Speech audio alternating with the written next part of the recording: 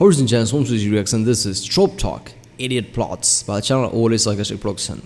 Yes, it's a Trope Talk video. It's been a while since I watched one of these. But yeah, there have been many of them. I like how, they are not running out of Trope Talks because there are many of them. Idiot Plots, what is this about? I guess a plot that is idiots, I don't know. So let's watch it. Remember, if you like my reaction, don't forget to subscribe. So I know which type of videos to react to more. I've done quite a few OSP reactions. There's a playlist where I created it, I guess. Check out the link in the description, there you'll find it. And yeah, that's what it. Sponsored by Campfire, guaranteed to never jump to wild conclusions about a half-overheard conversation. Some tropes have nice, chill, non-judgmental names that communicate their general vibe in intriguing and fun ways. And then there's this. The idiot plot, as defined by Roger Ebert back in 1990, is any plot that would be resolved in 5 minutes if everyone in the story were not an idiot. The gist is that some stories are contrived to happen only through the remarkable stupidity of the characters involved. Simple solutions will be ignored, characters will make bad decisions. The problem posed by the needs of the plot has a simple... Isn't that just like a lazy writing? Is that really idiot? Okay. As a simple, obvious solution. Like how you could have just write, was that eagle in the Lord of the Rings? Why didn't he just wrote eagle all the way to, I guess, the, volcano? Well, Sauron would have seen him coming, right? Sauron's not that stupid. What about the big-ass eye? Captures a lot of light, right? Telescope mentality. You can see it from the distance coming. I don't know. that lead to extremely predictable bad consequences, and overall the situation will contrive itself to be as convoluted as possible at the cost of making the characters involved seem very, very dumb. Audiences will typically respond to such stories by noting the simple solutions being pointedly sidestepped and questioning why the characters are having such a hard time with such a basic problem, which can provoke frustration with both the characters and the writer. It's generally not too bad if the audience gets mad at a character for doing something bad, since at least that means they're immersed in the story, but if the audience starts getting mad that the author made the character do that, the audience is officially aware of the hand of the author shoving the plot in specific directions, and their immersion is compromised. Yeah. Now this spicy number is a pretty subjective judgment, but there's actually a surprising amount of depth to unpack here. Is the idiot plot always bad? Is it a shortcut or a narrative weakness of the author? Is it even a trope, or is it just a criticism of bad writing? Well, spoiler alert, but I wouldn't be talking about it here if it were any of those things. Idiot plots sound pretty terrible, but there are ways to make them work. And to defend this hot take, let's throw back all the way to the literal first thing I did on this channel, Shakespeare. William Shakespeare, the bard himself, wrote nearly 40 plays in his lifetime, and almost all of them hinge on a single dramatic plot point: miscommunication. Characters will make assumptions about other characters and act on those assumptions, leading to wacky hijinks in the comedies and body counts in the tragedies. Characters act impulsively and irrationally, either for dramatic or comedic effect. Romeo kills Tybalt in a race. That Shakespeare thing, I can think of many movies, even the local ones where I'm at, that just has the comedy factor, usually revolves around confusion, miscommunication. I guess that's from the Shakespeare, huh? I mean, there's a reason behind that, because humans are like that. Humans, assume things very fast before they learn anything, before they even communicate. Just assume things, they prejudge and whatever. So it kind of makes sense where they come from, though. After Tybalt kills Mercutio, and when he thinks Juliet is dead, he kills himself immediately, leading Juliet to do the same when she wakes up literally seconds later. Othello is gaslit by Iago into thinking his beloved wife Desdemona is having an affair, and because they never actually communicate about any of these suspicions, he ends up killing her moments before learning the truth. Macbeth and Lady Macbeth, upon learning that Macbeth will be king but Banquo's heirs will succeed him, assume that the only way to make this work is to kill the king and then kill Banquo and his son to guarantee he won't succeed them, which is a classic self-fulfilling prophecy, but also sidesteps the other possibility one might conclude if one was a little less murder-happy, that Macbeth would either have no heirs or would have a daughter who married Banquo's son. They jump to the murder conclusion and write their own downfall easy peasy. On the comedy side of things, the climax of Twelfth Night's entire plot is a comedy of mistaken identity, because people keep mistaking Sebastian for his disguised twin sister Viola, and Viola has meanwhile gotten herself tangled in a full love triangle. None of this plot would have happened if the people involved were clear about who they were and what they wanted, and in fact, one large honest conversation is all it takes to end the play in a satisfactory manner. These characters act dumb at several intervals, but they also act in ways that make sense for who they are. Romeo is impulsive and emotional and feels all his feelings very strongly, leading to his two big dumb decisions: killing Tybalt and killing himself. Everyone in Twelfth Night assumes they know who they're talking to and thus don't clarify their statements. They casually address Sebastian as Viola and vice versa, because why would anyone assume that the person they're talking to is actually that person's secret identical twin? Othello is established as passionate and emotional, and Iago actively fosters his paranoia, driving him away from Desdemona so they can't reconcile their conflicting stories. Hamlet is an interesting case because he's genre savvy enough to know what kind of story he's in, and he tries very hard not to do what the plot wants him to do because he knows he's been slotted into the role of doomed tragic Orestes-style hero, but his self-pitying angst and constant delays mean the situation deteriorates around him until he's made so many enemies trying to get rid of him in complicated ways that the finale has a ridiculous accidental body count. The characters act dumb, but in a way that makes the audience sympathize with them rather than getting mad that they're not perfect computational logic machines who at all points in the story make the maximally efficient decision. I mean, most people don't get mad about that. These plays are, in whole or in part, idiot plots. Major events in the story happen only because characters act impulsively or fail to communicate with each other. And they're also really good stories. Crucially, this is because the characters never break character for the needs of the plot. Is it, idiot plots usually, as far as I understood from the first slide that she showed, like what an idiot plot, like a story just driven for the sake of driving it, even though it doesn't make sense. But miscommunication, that's a real thing. Humans do that. Can you really consider that part of an idiot plot? I mean, that's how the human nature is, right? They don't usually communicate, they prejudge, right? Humans always do that. So all those stories, I mean, that applies to literally all humans. That is at some manner. I don't know, man. But as I understood, idiot plots just means some stories just driven because even with the human nature, it doesn't make sense. Like, why would somebody do this? You're just doing this to carry out the plot. Characters can do dumb things without it being bad writing. Many comedies hinge on the fact that the characters choose wacky hijinks over sensible solutions and complex lies over simple honesty. Where the idiot plot becomes a problem is when it stops making sense for those characters to do those dumb things. At this point, I think it's important to bring up two other tropes that are basically just smaller and bigger versions of the idiot plot. On one end of the scale, we have the idiot ball, which is when a character who is established to know better suddenly begins acting in conveniently irrational ways to specifically enable the needs of the plot, as if they have picked up the idiot ball. And on the other end is the second order idiot plot, or as I personally call it, the idiot setting, in which an entire world only functions the way it does because every single person in that world has a specific blind spot, character weakness, or weird oversight that keeps them from making very simple smart decisions. Many particularly contrived dystopias fall into this category, where the unique trait that seems to set our plucky protagonist apart from the rabble is a single whiff of critical thinking. These two extremes frame the Goldilocks zone of the idiot plot, where decent writing can still exist. But for the most part, the idiot ball and idiot settings are the byproducts of iffy writing and cannot themselves be good. The idiot ball is, of course, a problem because by its nature it forces characters out of character. Worse, it forces them out of character to make a specific plot happen, which means it's a shortcut that lets the writer bypass writing that plot organically. Instead of coming up with a reason the characters would have to play out this specific scenario, external circumstances forcing their hand, simple solutions being shown to be non-viable, etc., the easy solution is to just make the characters do what the writer needs them to do, no matter how much that contradicts their established characterization and the basic logic and compassion we'd expect them to display. Characters who have previously been shown to be kind or clever or meticulous in their planning will suddenly be cruel, myopic, or impulsive just because that's the easiest way to keep them from preventing the plot the writer wants to make happen. Some idiot plots— Yeah, see, that's the worst of them all. Idiot ball, as she says it, that's the worst, because if you take 180 of their nature like that, that just feels wrong. Like people don't take 180 like that. I mean, sure, people have surges of irrational behavior sometimes out of the blue. There is no explanation of that, but not like that. The smart person who's always been smart suddenly make dumb decision, even though that dumb decision are, obvious ones. Like, why the fuck would you do that? This is not you. This doesn't feel like you. There's a TV show I remember watching about airplane survivalist or whatever, where a teenager was kind of involved there, and she was, of all the shit that happened, stayed with her family. Where many places she could have been like, fuck that, I'm out. She stayed with the family. And there was one instance, suddenly she started to act like a teenager, erratic, bitchy, somewhat. I'm like, where'd that come from? You were extremely understanding up to this point. Many things happened that would have set you off, but this small thing apparently is setting you off. And it's not even piling thing, right? It's like a last straw broke the camel's back. It wasn't even that kind of thing. She was very comfortable until that point. But suddenly some used this thing annoyed and she acted differently. Where did that come from?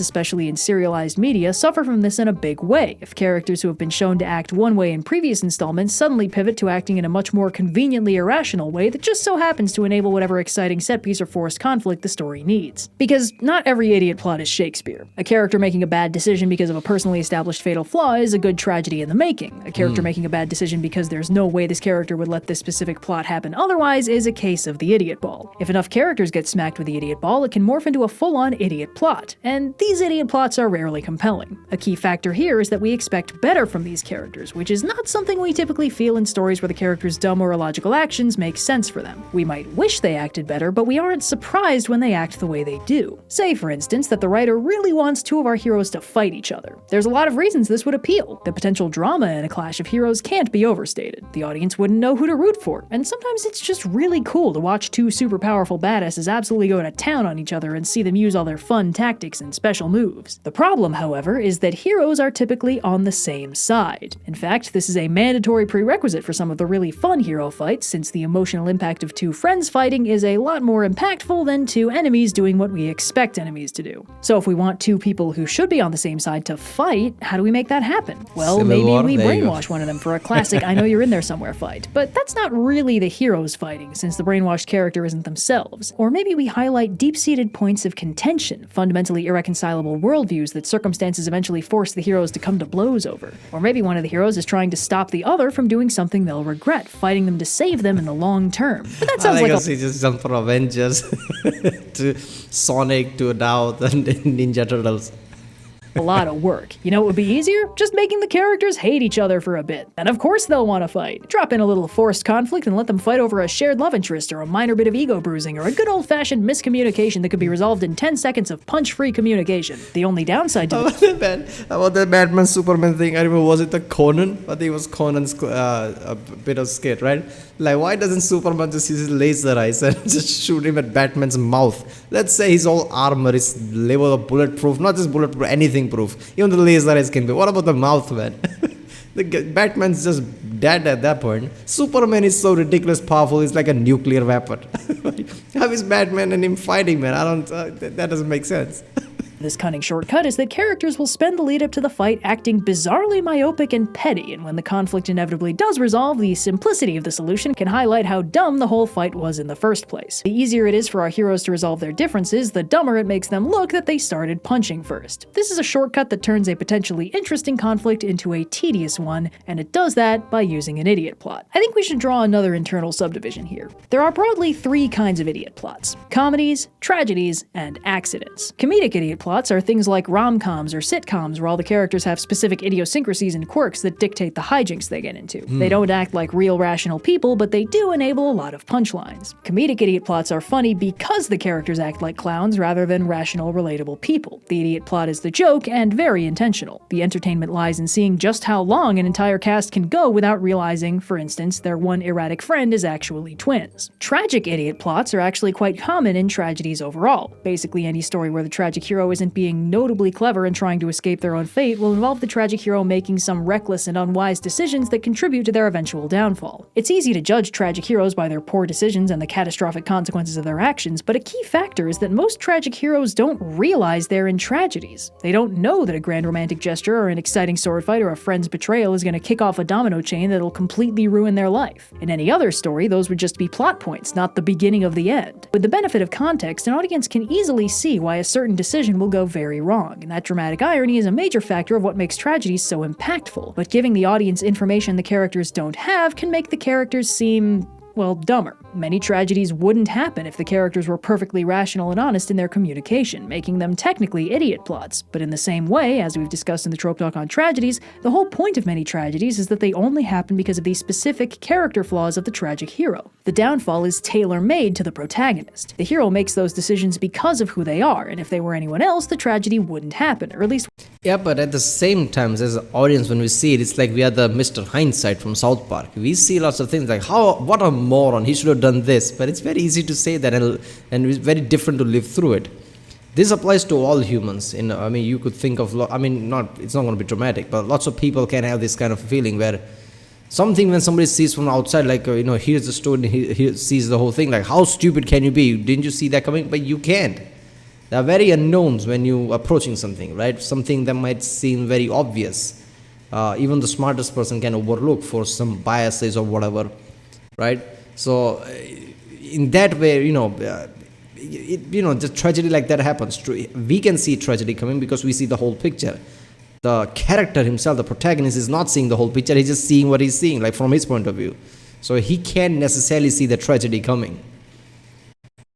Wouldn't happen the same way. This means that hero making bad decisions isn't a plot hole, it's kind of the whole point. Yeah. It's the specifics of the tragic downfall that make it so compelling to watch. A modern tragedy that follows this to a T is Hades Town, which, being a retelling of the tale of Orpheus and Eurydice, ends with Orpheus turning around, despite being warned that doing so will doom Eurydice to the underworld forever. Dumb decision, everybody knows it, everybody knows how the story is going to end. What makes this work is that the Orpheus we see at the beginning of the play wouldn't have done that. He was optimistic, a bright-eyed idealist. If someone told him to do this one thing and he'd save the girl, he would do it. But he spends the rest of the play being broken down over and over again. Doubt comes in, and in the end he can no longer see his idealistic vision of the way the world could be, but instead the scarred, mistrustful vision of the way the world has been to him up until now. As a result, by the time he leaves the underworld, he's grown justifiably mistrustful of Hades, and doubts that he would ever release Eurydice, leading him to believe that Hades is tricking him, and so he turns around. His journey to rescue Eurydice transforms them both. She takes on his optimistic worldview while he absorbs the jaded realism that weighed her down in the beginning, and in the end, the journey renders him incapable of rescuing her from the underworld, incapable of that one act of trust that would have given them their happy ending. Like any idiot plot, this story wouldn't happen if the characters just made smart decisions, and that's not in question. The story agrees with us that this tragedy was preventable. We know that. The tragedy is why these characters don't make that one smart decision. The story and the audience both recognize that it would be better if the characters didn't do the dumb thing, and yet here we are, singing the same song, watching them make the same mistakes. Like comedies, tragedies that rely on idiot plots know that that's what they're doing. The story is aware that the protagonists are making bad decisions, and it doesn't try to frame those decisions as good or reasonable, just as things we understand those characters would do. But of course, there's still that third category, accidents. These are idiot plots where the characters are dumb in ways that don't make sense for them. Now, this judgment is subjective, since it's dependent on the audience's perception of the character and what actions do or don't make sense for them. But broadly, we can say that these are stories where the writer did not intend or did not realize that the characters are acting notably dumb to make the plot happen. There are a lot of ways this can manifest. Maybe a character attempts to explain the rationale behind their less than ideal actions, but the explanation feels inadequate to justify whatever it is they're doing, or it doesn't cover all their bases. Maybe the characters fail to notice a simple solution that would allow them to escape whatever situation the plot is forcing them into without having to do any dumb, contrived conflicts. In some cases, the stories might go a little overboard trying to cover all their bases and make it really clear why the characters have absolutely no choice but to do something dumb, when, as we've discussed in the tragedy and comedy case, it can totally work that the characters just choose to do something dumb of their own free will, as long as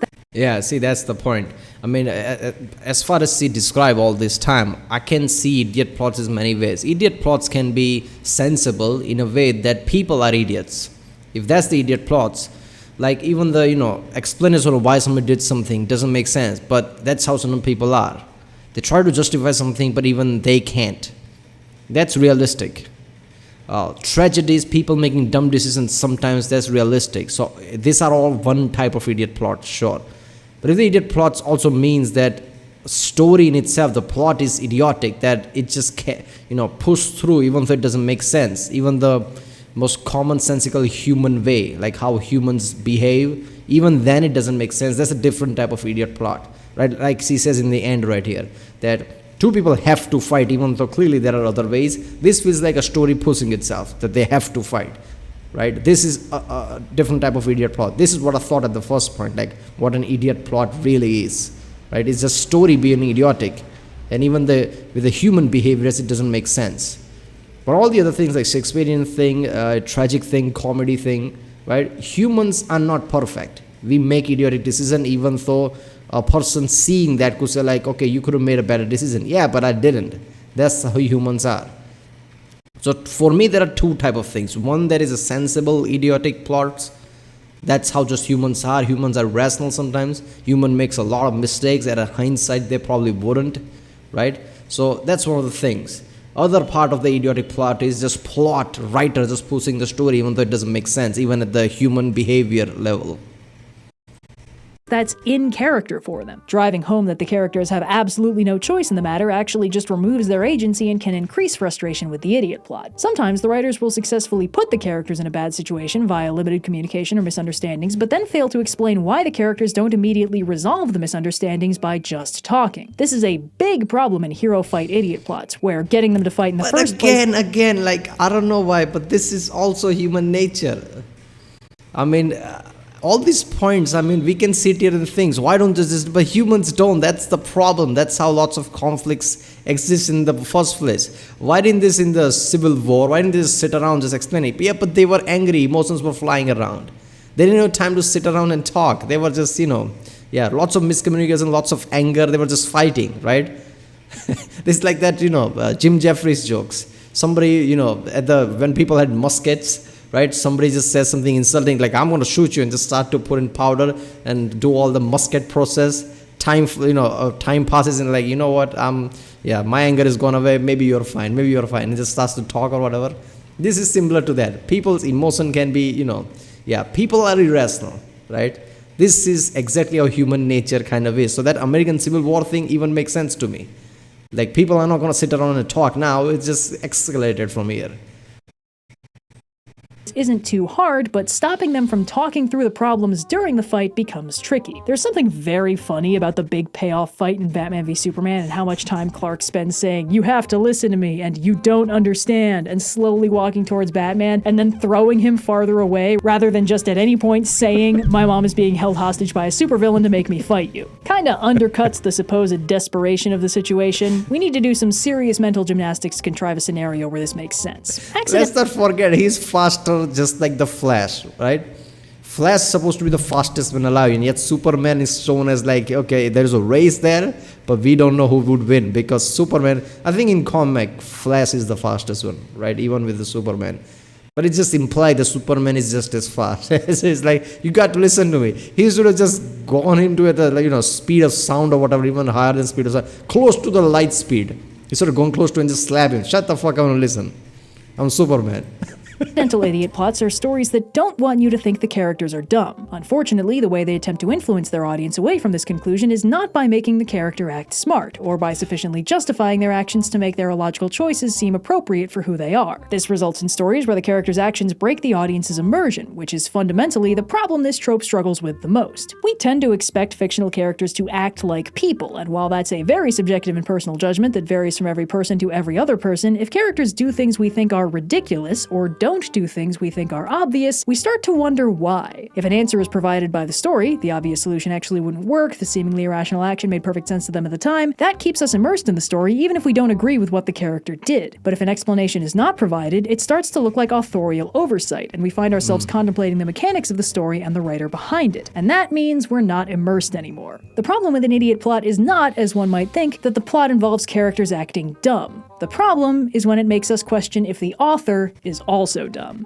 So, yeah. And thanks again to Campfire for sponsoring. Maintaining the fourth wall, in a way, basically. We have to stay in the story, but world has to be compelling. If world starts to break away, we start like, who made the world? This writer. Is he an idiot? Yeah, then the immersion really goes out of the window. Yeah, this was a really good one, Trope Talk, Idiot Plots. Yeah, so the first point of idiot plots, like I said, about just plot being dumb, that even with the human nature, it doesn't make sense. I mean, I've seen it many times, especially with the idiot ball thing, right? A person suddenly start to change his behavior, the way the person, behaves things, right? Smart suddenly becomes dumb out of nowhere. Like if it's a one or two, complicated oversight, it makes sense. Like that's how humans are. Sometimes we make mistakes. But whole behavior change, like what the fuck? That's just, you're just doing that to, bring forward the plot. That kind of idiot plot just is really bad.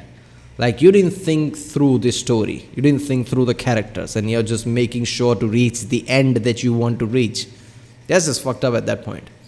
But the other idiot plots, like why certain people are not acting rationally. We are not rational. Humans are not rational. So that kind of thing is fine. It is also an idiot plot. It is realistic idiot plot, but it's idiot plot nonetheless.